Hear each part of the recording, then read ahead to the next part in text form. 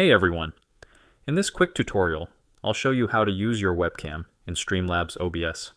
Adding your webcam to your stream gives it a personal touch and helps your audience connect with you in real time. Let's get started.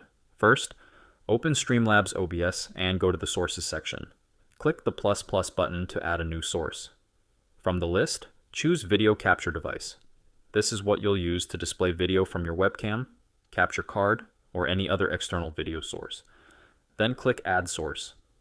Now you can name your source. You can leave it as Video Capture Device, or rename it to something like Webcam. Totally up to you. Once you're done, click Add Source again.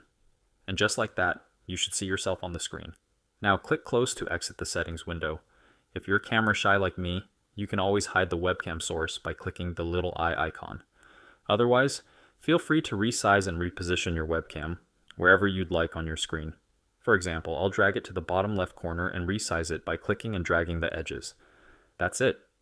You've successfully added your webcam to your Streamlabs OBS setup.